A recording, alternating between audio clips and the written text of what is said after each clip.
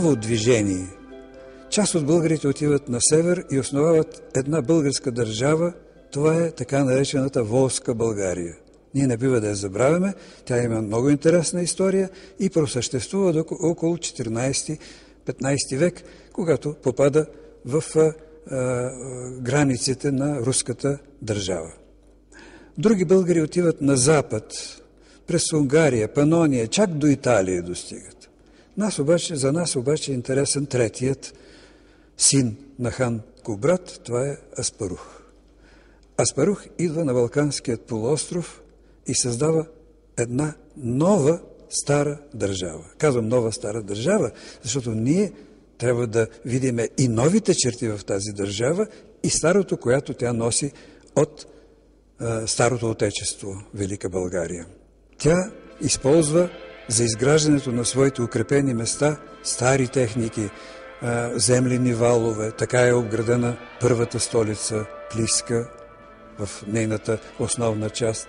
Това показва една приемственост. И ние никога не бива да забравяме тази приемственост в организацията на българската държава. Ние имаме една държавна власт. Начало на държавата стои владетел. Той се нарича хан.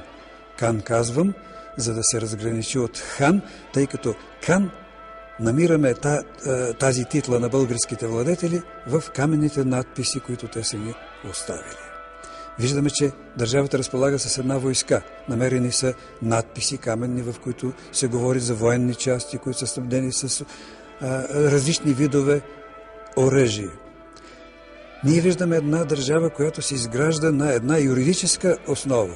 Имали ли са българите своя писменост преди да се създаде славянската писменост, славяно-българската писменост? Тук споровете са големи, но в археологическите разкопки се откриват много знаци, някои от тях свързани, но за съжаление не всичките разчетени, които се отнасят към така нареченото рунно писмо.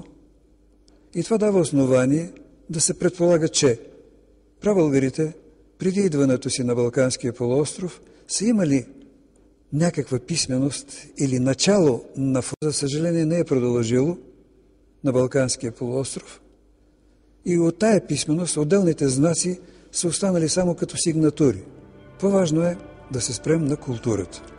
Преди всичко религията, като един от важните елементи на средновековната култура.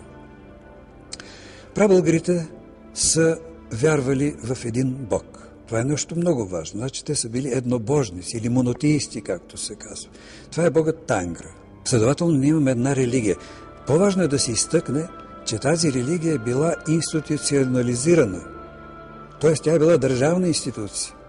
Затова българските владетели най-напред са били и първо жреци. За тази централна държавна религия говори осъществяването на едно централно светилище. Това е светилището при Мадара. Доскоро се смяташе, че Мадара представлява Мадарския конник.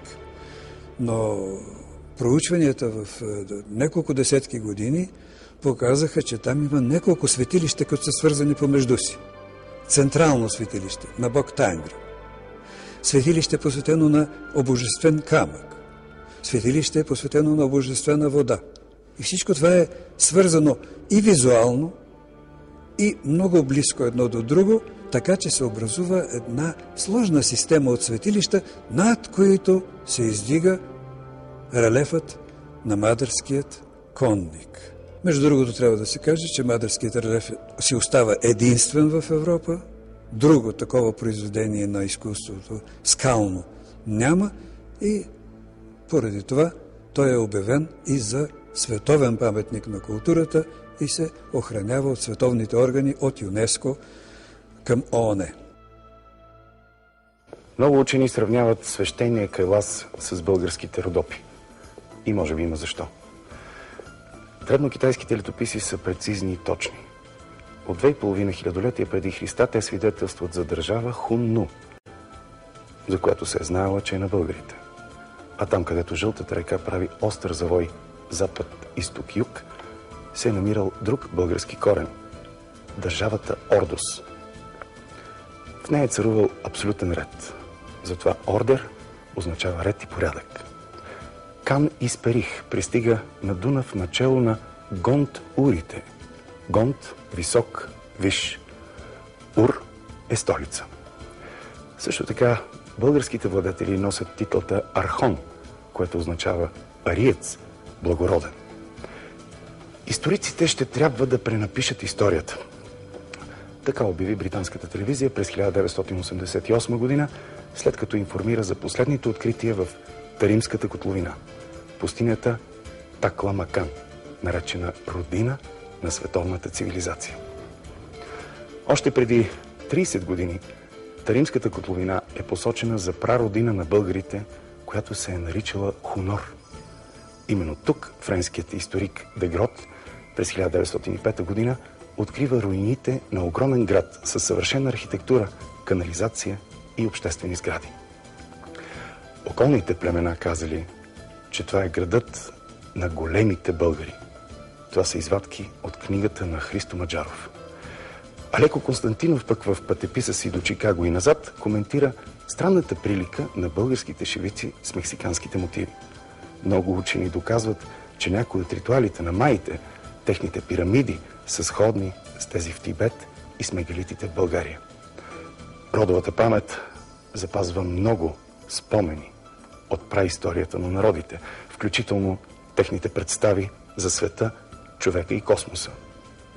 Езикът на символите се оказа толкова стабилен, че и след хиляди години откриваме едни и същи знаци за Слънцето, Луната, облаците в небето, планините и реките, и при българи, и при тибетци, и при индианци.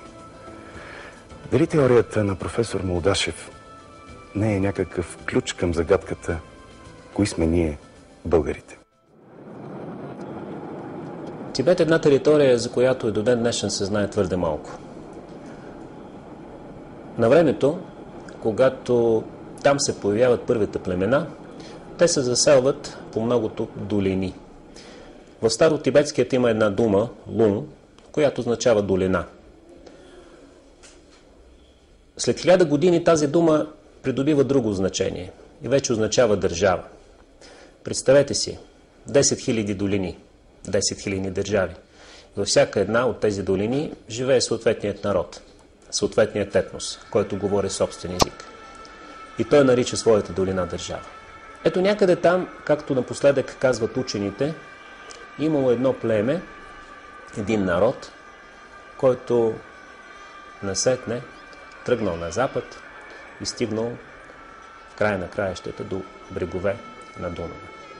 Говорим за прабългарите. За тях научаваме от едни исторически хроники, които се появяват в началото на второто хилядолетие след Христа и са писани на езици, такива като старомонголски, като староуератски.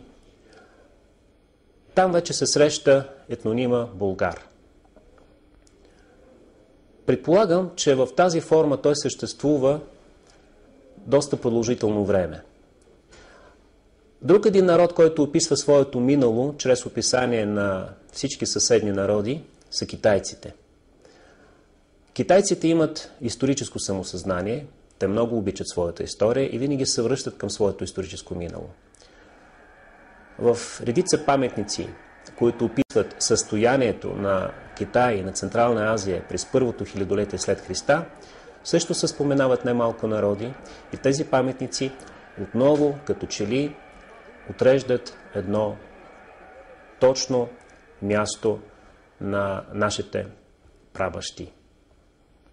Това място сега се локализира в района на Централна Азия, онзи сложен ландшафт, планински, в района на Памир, Хиндукуш.